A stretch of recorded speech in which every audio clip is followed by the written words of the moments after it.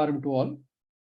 Shruti Smriti Purananam Alayam Karunalayam Namami Bhagavatpada Shankaram Loka Shankara.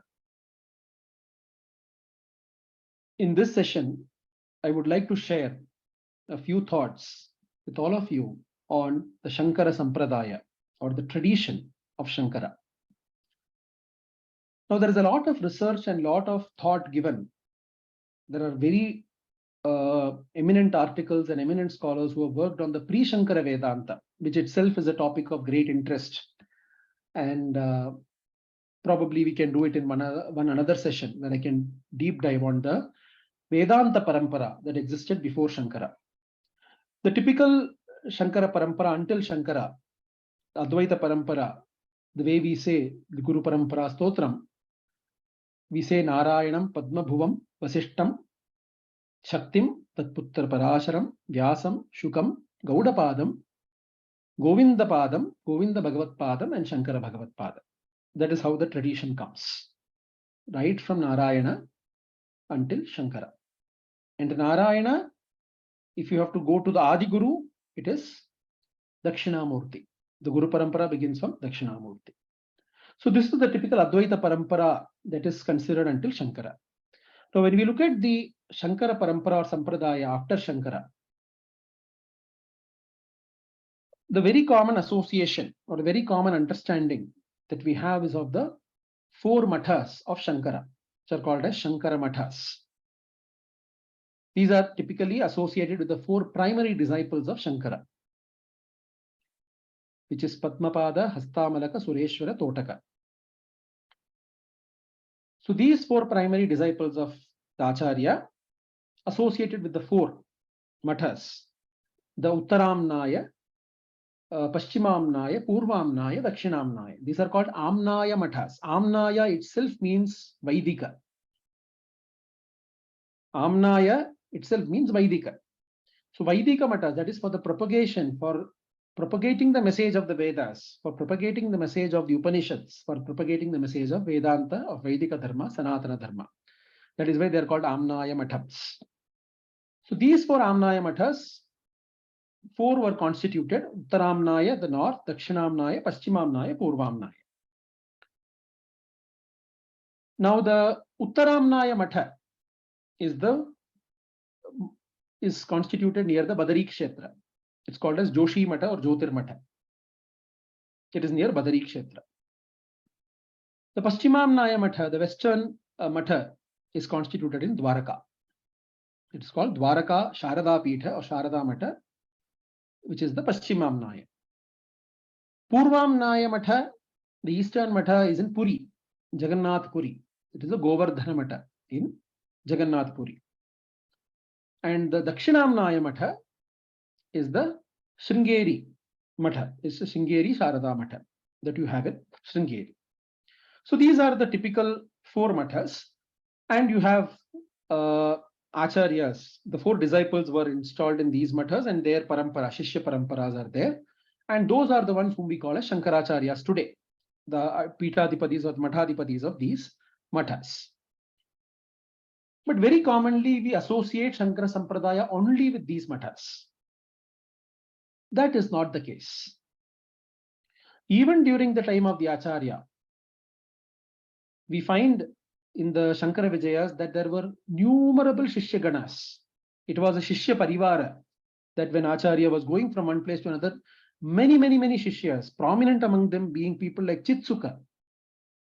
These are prominent Shishyas of the Acharya, just maybe as equivalent to the four primary disciples of the Acharya. So these mage disciples were also there along with the Acharya who were traveling from place to place. So all of them and their paramparas also become Shankara Sampradayas, also become Shankara Paramparas. Many of them we are able to trace some of them, many of them we are not able to trace today to say that into what parampara they actually come from. And then there is the popular debate or controversy of the Kanchi Matha. About this, I have already spoken about in another session of Indica Academy, which is on Shankara related to Kanchipuram. Shankara and Kanchipuram. I have spoken about the authenticity of the Kanchi Matha and the fact that the Acharya did stay in Kanchipuram and did establish this Matha. So it is one of the primary Shankara Sampradayas or prominent Shankara Sampradayas that you find through the Kanchi Kamakoti Matha or the Kanchi Matha. So that is also one of the Shankara Sampradayas or traditions. But when you look at Amnaya Mutts, these are the 4 Amnaya Mutts. Now, if you have to look at Shankara Sampradaya or tradition, we can only look at it from a fact that the Shankara being the Vriksha, the trunk of the Vriksha spreading everywhere with all its branches and leaves and fruits and flowers. Anyone and everyone who absorbs the message of the Acharya and implements it in his life and results in the full blossoming of the personality belongs to the Shankara Sampradaya. He or she belongs to the Shankara Parampara. So that is the simple definition of the Shankara Sampradaya. Anyone and everyone who follows the message of the Acharya, who has faith in the Acharya, Shraddha, and who follows the message of the Acharya and implements it, he or she belongs to the Shankara Sampradaya or to the Shankara Parampara. So that is the simplest definition, but these are the more formal channels or the formal paramparas or traditions that we find in these Amnaya Mutts.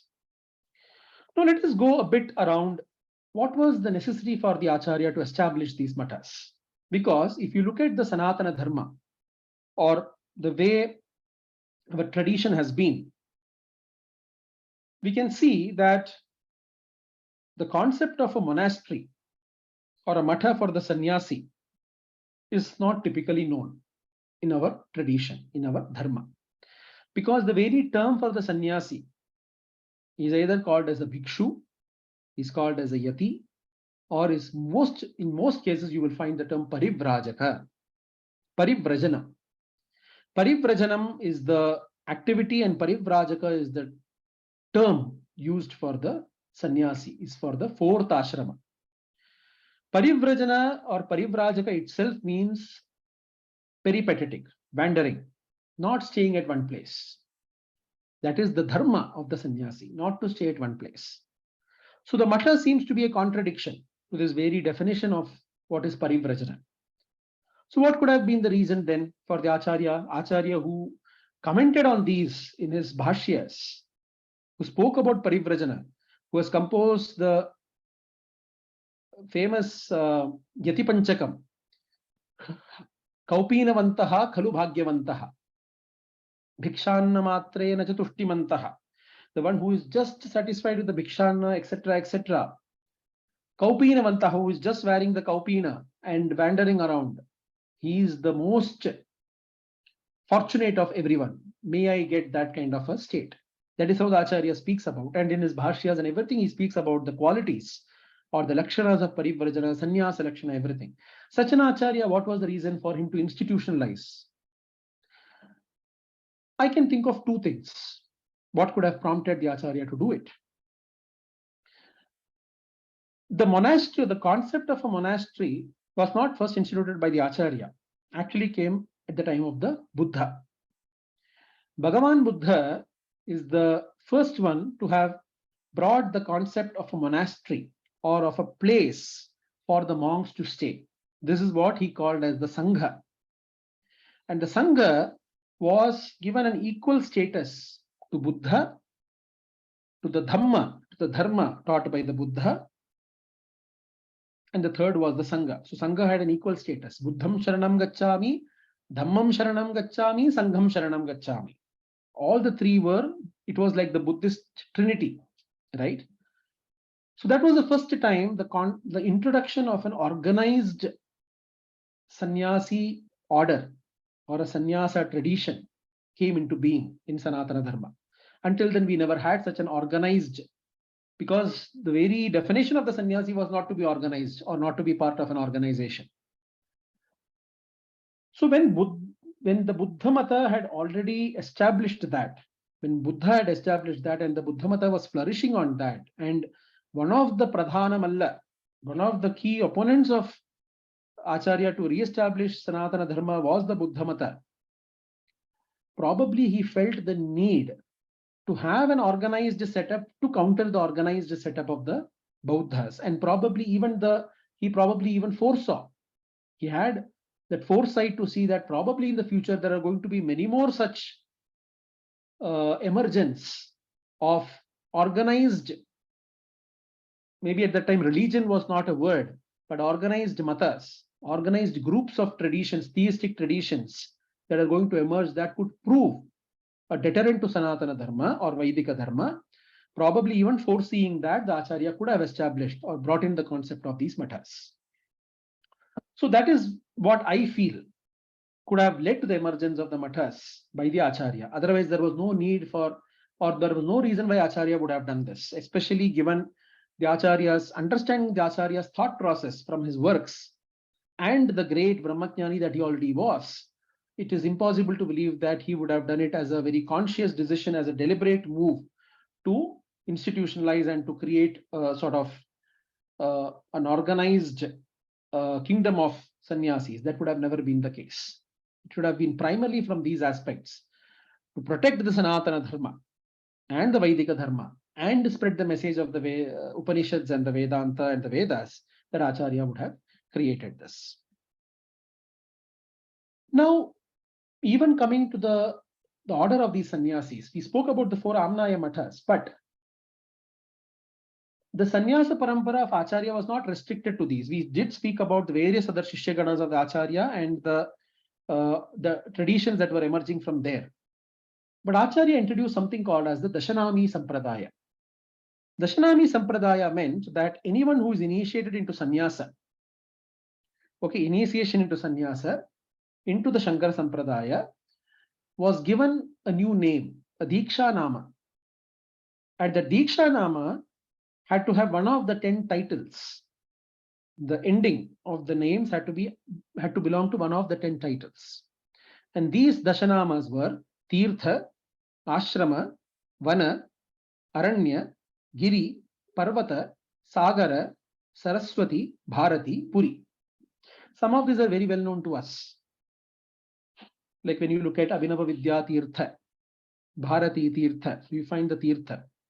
Chandrasekhara Saraswati, you find Saraswati. Chandrasekhara Bharati, you find Bharati.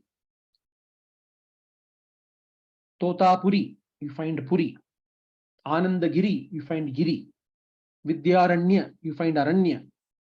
So in many of these cases, some of these are very much relatable. Some of these like Vana, Parvata, some of them could be Sagara, some of them could be coming in few traditions. You could find some of these names. So these were the Dashanamas. So that meant that anyone who belonged to the Shankara Sampradaya was given a Diksha Nama ending with these. The reason why this is important is today, if we have to trace back who belonged to the Shankara Sampradaya and what, this acted as the key to unraveling or discovering that Shankara Sampradaya. And I'll come to that later because it's very interesting to see how some of the modern movements of Hinduism, some of the modern mass movements on Hinduism who are protecting Hinduism and who are taking Hinduism ahead and who are working for the welfare of Sanatana Dharma, many of those organizations, their origin comes from Shankara Sampradaya. And that is what I'll come to in some time. So the Dashanami Sampradaya was a very, very prominent aspect of the Shankara Sampradaya. Of course, Acharya had also allocated certain titles to certain matas, but that if you just go through the list of sannyasis or the mathadipadis of that matha, you find a lot of interpolation of these titles happening between the mathas or between the Amnaya Mutts. So if suppose Saraswati belonged to the Sringeri Matha, it was the title given by the Sringeri Matha or Dakshinamnaya Matha. But you find that many Pitadipadis of other mathas have had Saraswati as the last name, like Nishchanalanda Saraswati, who is the current Pitadipati of the Puri Matha, right? So their name, Swarupananda Saraswati, who was the erstwhile Mathadipati of Dwaraka and Jyotirmatha. So you will find that Saraswati has to belong to the Dakshinamnaya Matha. So there are some of these things would have happened also because except for the Sringeri Matha. The other mathas, barring a few, especially probably the Jyotir Matha and all, for a long period of time, they have had no successors. Because this parampara is that the current Pitadipati or the incumbent Acharya will select his successor. And the successor after the Antardhana of the Acharya of the Mathadipati becomes the next Mathadipati. And that is how the Shankara Sampradaya goes. And there are various restrictions on which Gotra, how for each of the Mathas, each of the Amnaya Mutts, how the next successor has to be chosen. There is a lot of mysticism involved. There is a lot of divine intervention involved in all these aspects. You can look at some of the videos on YouTube of the Mahasannidhanam of Sringeri Matha, Sri Bharati Tirtha Mahaswamiji, on how he chose his Uttaradhikari, on how he chose the Uttaradhikari. It's a beautiful speech that the Acharya gives there, that the Mahasannidhanam gives there, of how he chose the Sannidhanam. Right? So all this will make you think and make you, it will convince the fact that this is not a very easy process. It is not a very mechanical process. It involves a lot of divine intervention. It involves a lot of things for the Uttaradhikari to come through. But what happened is, in many cases, especially in the north, because of the various invasions, etc., that happened in various periods of time, the south was sufficiently safeguarded. But the northern parts of the country was subjected to huge ravages and huge invasions by the Mughals and so many other tribes and plunderers. So in all these cases, there have been times when the mathas have been without any acharya. The matha itself has stopped functioning for a huge period of time. And then again, it got reinstated. So when such things happen, then who will give the diksha to the new sannyasi? Who will choose the uttaradhikari?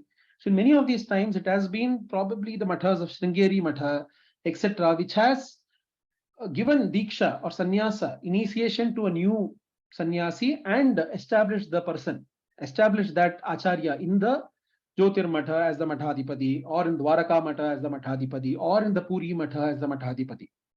Right? So the Sringeri Acharya, because the parampara has been continuing for ages, that parampara is alive, they give the initiation, the senior Acharya gives the initiation to a sannyasi, to a suitable sannyasi, choosing the right adhikari, uttaradhikari, and then they are placed as the Mathadipati of those mathas. So these kind of things have also happened. So that also could have led to, somebody given the Diksha Nama Saraswati by the Sringeri Matha, but then established as the head of the Puri Matha or the Jyotir Matha or the Dwaraka Matha, etc. So these kind of interpolations have happened because of such reasons in history that have happened. Now, if you look at the Kanchi Matha in this connection, they also hold the title Saraswati, right, which is the title which belongs to the Dakshinamnaya Matha. But interestingly, the Kanchi Matha holds the title of Indra Saraswati, right? And that is also mentioned by one of the Guru Parampara Stotras of the Kanchi Matha, that Indra Saraswati is the Biruda. Indra Saraswati is the title that is given to the Kanchi Matha. So that is a slight nuance to the Saraswati title when it comes to the Kanchi Kamakoti Matha or the Kanchi Kamakoti Guru Parampara. Now, as I said, all of this is what we find in this treatise called as Mathamnaya or Mathanushasanam. That is the book, or that is the treatise which speaks about these, which elaborates on these aspects of the four mathas, on the qualifications of the sannyasis, on the qualifications of these mathadipatis, the names related, the tirtha, the kshetra, the devata. So it is like a small treatise which is attributed to the Acharya, which is attributed to Shankaracharya, but is also said to have been compiled by the King Sudhanva, who is said to have existed at the time of the Acharya and who was a great aid to the Acharya in his Digvijaya Yatra. So you have the Sudhanva Tamrapatra. The copper plate of Sudhanva it acts as the main source of the Mathanushasanam or Mathamnaya. It's mainly drawn from the Tamrapatra or the copper plate inscription of Sudhanva. That is where it is attributed. Interestingly, that gives another information which relates more to the dating of the Acharya, dating of Shankaracharya, because that speaks about a time period of 477 BC. It speaks about a particular Yudhishthira era. And Yudhishthira era, if you bring it down or translate it into the BC CE sort of a division, it translates the time of the Acharya or King Sudhanva itself at around 4th to 5th century BC. So that is not the topic of our discussion. But the Tamra Patra of Sudanva, or the copper inscription, copper plate of Sudanva, acts as the main source for the Mathanushasanam or Mathamnaya, which, as I said, are a set of verses which speak about these 4 Amnaya Mutts. We speak about each of the Amnaya Mutha as a Devi, as a Devata, has a Tirtha, has a Kshetra. All of these aspects has the Veda Shakha associated, has a Mahavakya, like Aham Brahmasmi or Pratyanam Brahma. Each of them is associated with one of the 4 Mathas, Amnaya Mutts. So these are the various aspects. Those, I'm not getting into those details. You can, all of you can look it up, look it up in the internet. You have the Mathamnaya Setu or Mathanushasana, which is a detailed treatise. And you can look through all the details of that is provided there. So this is when you speak about the Matha and the organization of the Matha, etc. Now there are various other aspects of the Shankara Sampradaya, which is more related to the Dashanami Sampradaya. There is also another aspect of the Naga Sadhus, which we find in history, that the Naga Sadhus at various points of time have prevented the Mughal invasions, have risen in revolt, have taken weapons in their hands, have become Astradharis, Shastradharis, Astra Shastra. Holding those, they have fought battles in the north and safeguarded Sanatana Dharma. So there is an interesting offshoot of this Sannyasa Parampara of the Acharya, where the Sannyasa Parampara was definitely constituted for the safeguard of Sanatana Dharma. That was the objective. But when the Sanatana Dharma came under the onslaught of invaders who only knew the language of the sword, or only knew the language of killing, of destruction, there were such upheavals and revolts that happened by the sannyasis. In some of the books, they are referred to as militant sannyasis, right? The Naga Sadhus. That parampara also comes from the Shankara parampara, because the Dashanami Sampradaya is very closely correlated with the Akhadas. Akhadas are typically, we associate the Akhadas with the wrestlers and the wrestling grounds. But these Akhadas are actually Sannyasa Paramparas. These Akhadas are headed by sannyasis, are headed by Shankara Sampradayans. Not all of them are sannyasis, some of them are grihasthas as well. But it belongs to the Shankara Sampradaya. The Akhadas, there are around 52 Akhadas, and all those details are there in terms of the Atal, Akhada or the Nirvani Akhada. The Akhadas are very closely correlated with the Kumbh Mela, right? They have the right to go and first take a dip in the waters, in the sacred waters, all of that. So the Akhadas trained the sadhus or the sannyasins to not just be the repository of the Shastras, but also the repository of the Shastras and the Astras.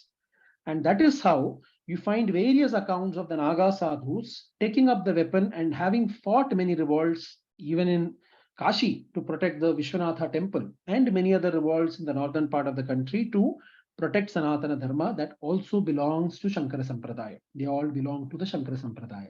So that's an interesting offshoot that you find of the Shankara Sampradaya, of the Dashanami Sampradaya, into safeguarding Sanatana Dharma, even picking up the weapons by the sannyasins and fighting the battle to protect the Dharma. Now, these are all the mathas, Amnaya Mutts, etc. Now, various mathas have got initiated by the Amnaya Mutts. That means the Amnaya Mutts, the Mathadipatis give Sannyasa Diksha. For example, if you take the Sringeri Matha, the Acharya of the Sringeri Matha would have given Sannyasa Diksha to many Shishyas. All of them don't belong to the Sringeri Matha. Some of them may go and start their own mathas, may start their own sampradayas, but they belong to the Shankara Sampradaya because the initiation has come from here. So many such mathas are initiated by, or dikshas given by, the acharyas of the 4 mathas, start another Shankara Sampradayas of their own. Beyond these, you find in certain other mathas, like in Kerala, there is a Shankara Sampradaya in Kerala. The mathas of Kerala actually don't come from the Amnaya Mutts. It is believed that there are 4 mathas again in Kerala, right? It is called the Idayal Matham, Naduvil Matham, Vadakke Matham, and Tekke Matham. These 4 mathas are said to have been instituted by the 4 principal disciples of the Acharya himself. Hastamalakacharya, Sureshwaracharya, Todakacharya, Padmapadacharya. They have, just like they established the 4 Amnaya Mutts, they are said to have established the 4 mathas in Kerala also. Right? And again, these 4 mathas have 4 Vedas associated, they have Upasana Murtis associated, etc., mantras associated, all of these are associated with them. And the Acharya Parampara. Of course, not all of these mathas are ongoing today. Many of the mathas, some of the mathas have discontinued, some of the mathas are still continuing, etc., etc. For example, the Naduvil Matham. Naduvil Matham, it is said that Sureshwaracharya had appointed Vilvamangalam Swamiyar as the head of the Naduvil Matham. Now, Vilvamangalam Swamiyar is one of the most prominent personalities in the Kerala history, especially with respect to temples. Most of the temples in Kerala you will find has got a tradition, has got a history, has got a story associated with Vilvamangalam Swamiyar, right? And the Vilvamangalam Swamiyar also, there are opinions that there have been many Vilvamangalam Swamiyars, but it is a believed tradition that the Vilvamangalam Swamiyars also come from the Shankara Sampradaya, from the Naduvil Matham, established by Sureshwaracharya. Then you have the other Mathams, as I said, Idayil Matham and all of these stuff. It is interesting to note that many of the Shankara Sampradayas are still responsible for the theistic traditions in many places. For example, in Kerala, in the Padmanabha Swami temple in Thiruvananthapuram, the Archana to the Mula Murti or the Mula Vigraha can only be done by the Pushpanjali Swamiyar. And the Pushpanjali Swamiyar is the one who belongs to the Naduvil Matham, who comes from the Naduvil Matham. From there he goes and he becomes a Pushpanjali Swamiyar of Padmanabha Swami Kshetra for a particular period of time. So there is this interesting correlation that we find, where the Pushpanjali Swamiyar is coming from the Shankara Sampradaya and he is one of the key persons to perform the puja of the Mula Vigraha in Thiruvananthapuram. So there are many such traditions, many such theistic traditions also that are associated with the Shankara Sampradayas. Especially in the life, in the chronicled life history of the Mahaswami of Kanchipuram, Chandrasekharendra Saraswati, you find that many of the traditions in Tirupati, there are certain traditions in Tirupati which have to be done, or which are the respect or reverence given to the acharyas of the Kanchi Parampara. So when the acharya of the Kanchi Matha visits Tirupati, there is a set of, approach and method and way of welcoming the acharya, way of respecting the acharya, the things that acharya will do in Tirupati, etc., etc. So there are certain rights and responsibilities and duties that are allocated for the Shankara Sampradaya acharyas, even in Sri Vaishnava Kshetras like Tirupati. I already spoke about Jambukeshwaram, where the repairing every X number of years, the Tatanka of the Akhilandeshwari, of the Mula Vigraha of Devi Akhilandeshwari, the 2 earrings, which are called as Tatankas, they are in the form of Sri Chakra, because Adi Shankaracharya is said to have established, is to have contained the fury of the Divine Mother in the form of Sri Chakra and made it into a form of a pendant, ear pendant, and put into the ears of the Divine Mother, of the deity, of the Devata. Now the repairing of that, because it gets worn out after a period of time, the repairing of that is supposed to be the responsibility of the acharyas of Kanchipuram. So when you look at the life history of the Mahaswami, you will find that in his early years, when he did the Digvijaya Yatra, he had been to Jambukeshwaram, Akhilandeshwari temple, and he did that Tatanka Pratishtha, repairing of the Tatanka and placing it back into the ears of the Divine Mother, into the ears of Akhilandeshwari. So many such paramparas are associated, or many such traditions in various temples are associated with that of the Acharya, are associated with that of Shankara Parampara. So this, and of course, then you have the various other mathas in Karnataka, like the Sakadapuram Sri Vidyapeetham, and many such mathas are there, which are all belonging to the Shankara Sampradayas. They are the various branches of the Shankara Sampradaya. Now, I would like to touch upon a few things. Like, for example, you have various organizations that have emerged in the last century as great protectors of Sanatana Dharma, where the Acharyas or where the Mahatmas who have initiated, who have started those organizations have had that great sankalpa and vision to protect Sanatana Dharma. For example, the Ramakrishna Mission, which has Bhagavan Ramakrishna and Sharada Devi at the core of it, and Swami Vivekananda, who established the whole mission and carried on, and the mission still continues to do great service in the protection of Sanatana Dharma. You have the Chinmaya Mission. You have the Divine Life Society, established by Vishwananda Saraswati and then Shivananda Saraswati, etc. So you have various such organizations that are working for the benefit and working for the protection of Sanatana Dharma. When you look at some of these organizations, for example, the Ramakrishna Mission, you'll find that Ramakrishna, if you look at the life history of Ramakrishna, he was initiated finally after all his sadhanas and everything, the final Advaita Upadesha, going from the Saguna to the Nirguna Brahman, going from the form to the formless. That final thing was the Upadesha to him came from a Yati, a sannyasi called as Totapuri. Totapuri was the one who finally gives the Upadesha of Advaita and tells him to focus on Brahman. And that is when Ramakrishna reaches that zenith of Brahmajnana. So that is why the Acharyas of the Ramakrishna Mission still believe that they belong to the Shankara Sampradaya, because the Yati who initiated Ramakrishna, Bhagavan Ramakrishna, was Totapuri, the Puri, which belonged to the Shankara Sampradaya, especially the Dakshinamnaya Pita. When you look at the Divine Life Society, it was founded by Swami Vishwananda Saraswati, whose disciple was Swami Shivananda Saraswati. So that entire thing is the Saraswati Parampara, again Shankara Sampradaya that comes there. And then there have been many who have been initiated by Shivananda, Swami Shivananda of Rishikesha, into various disciples have been initiated. When you look at Chinmaya Mission, Swami Chinmayananda himself was initiated into sannyasa by Swami Shivananda Saraswati. So it again belongs to the Shankara Sampradaya. And Swami Chinmayananda himself had initiated Swami Dayananda Saraswati of the Arshavidya Gurukula, Arshavidya. So Swami Dayananda Saraswati also comes from the Shankara Sampradaya. So that way, if you start looking at many of these,